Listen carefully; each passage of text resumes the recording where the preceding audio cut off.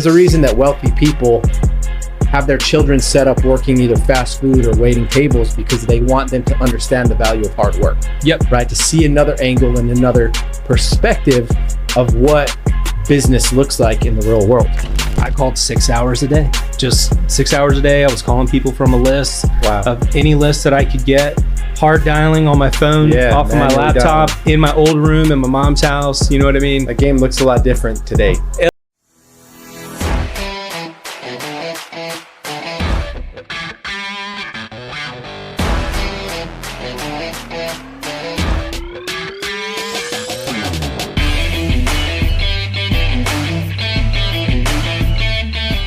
Welcome to the Movement Project Podcast. We got Jacob Barnhill in the house.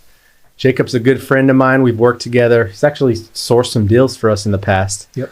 But invited him to come out. We both share a unique role as what I'll call a visionary leader, right? Or a visionary, which, as you may know if you're in the network, visionaries have very interesting personalities, right?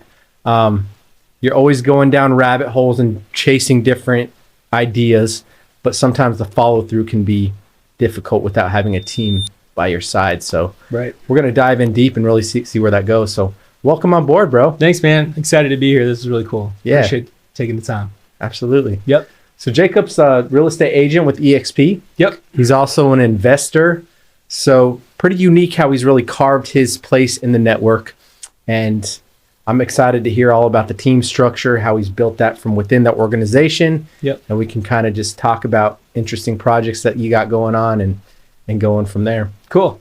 Yeah, we're always restructuring, man. So it's always changing. I'm still screwing up, failing, and trying to figure things out. So I'll do the best I can and give you some learning lessons. I love it. I love it. So let's start at the top, right? Okay. Let's start in the role of a real estate visionary. Okay. Right?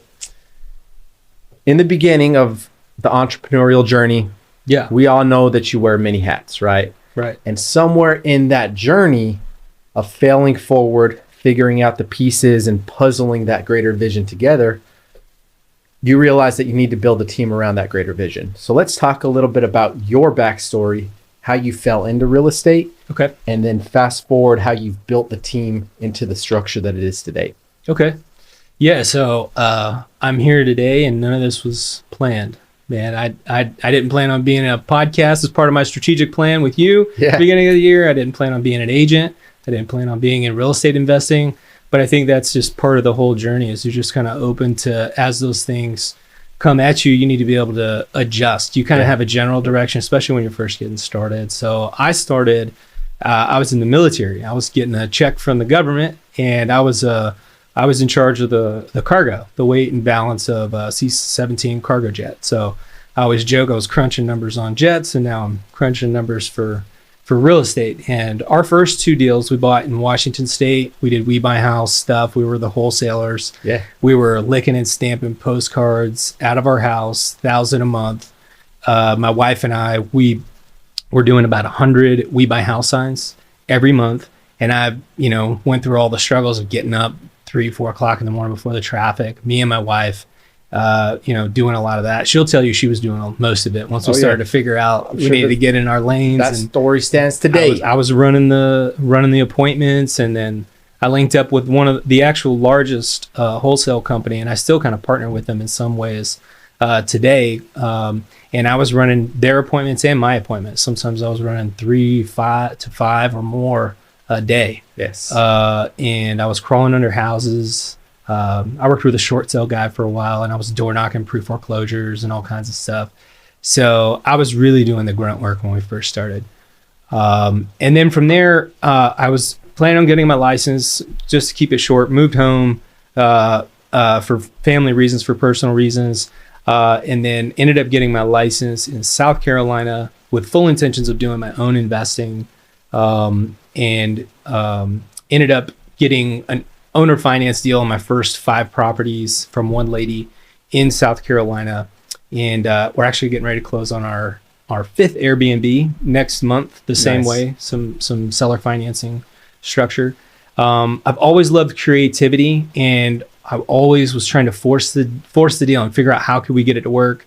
and I bring these deals to people and it'd be like, I got a deal. And they're like, well, why do they want to move? I'm like, I don't know. And they're like, well, go figure that out. Right. And I was just trying to figure out how different ways that we could do deals. So creative finance was kind of in my wheelhouse up front. Ended up getting with a fortune builders community about 5-6 years ago.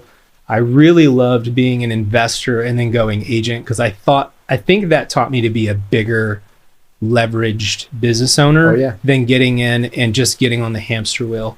And I've been on the hamster wheel for the last 4 years, right? I'm still in parts of the hamster wheel, but I always tell people, like, I put on the agent badge with full intentions of taking it off, right? I want to have that business. So that's kind of my backstory, man. I get the wholesaling game. One of my first listing was from, I called the Fortune Builder directory, right? That was my lead source. I was calling people out of my phone. I was documenting Gary Vee style, like what I was doing on Facebook. And that was kind of my database. Instead of recipe cards, people saw videos, of me going to open houses. So they saw me kind of in action and doing stuff. So my first listing came from the Fortune Builder database, and those 5 owner finance deals that I told you about came from that Fortune Builder database.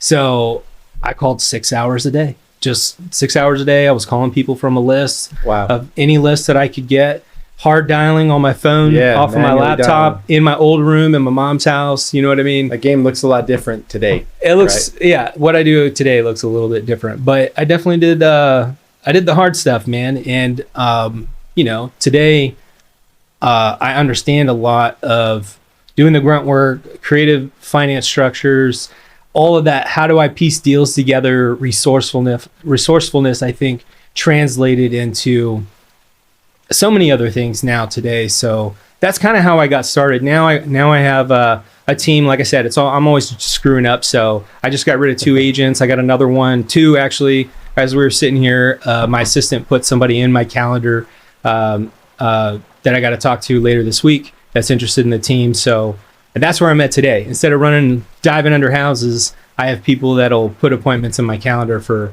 either sellers or agents that are interested in the team. So that's awesome. Yep. I love it. So I'm glad we dove into the part of really starting out and having to run the grunt labor, right? Almost being someone else's errand man out there, knocking on doors, crawling houses, doing the stuff that no one wants to do, right? But what that did is that it taught you the in and outs of the business, right? From the ground up, which I think everyone should go through that, right? It's like it's on the job training. Yeah. There's a reason that wealthy people have their children set up working either fast food or waiting tables, because they want them to understand the value of hard work.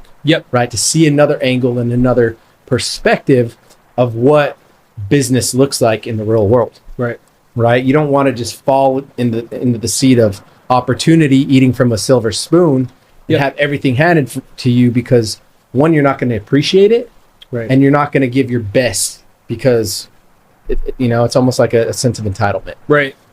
So I always wanted it faster, but I always think back, like, what would things be like if it would have came easier? Because I've seen people do stuff a lot faster, it seemed like, than I was able to do so far. And to what I do, I think it looks fast to a lot of other people, but I don't see it that way.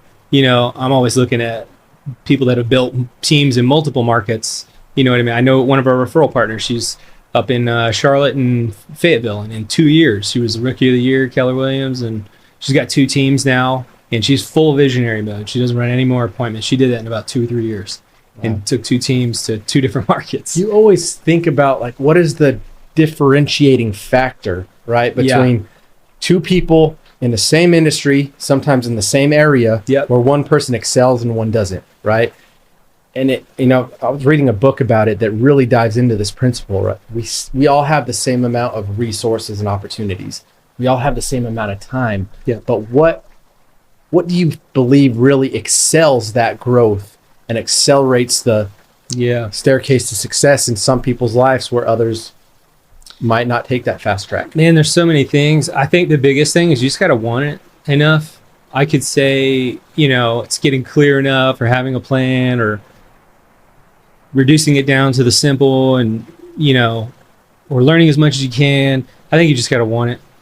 You just got to want it. You'll figure it out. You just got to want it. It's a deep-rooted hunger, right? Like, you have to have a reason for getting out of bed in the morning. And if your why is not bigger than the how on how you plan to get where you want to go, Yep. then you're never going to reach the goal that you set out to reach. Yep. Right? That's big.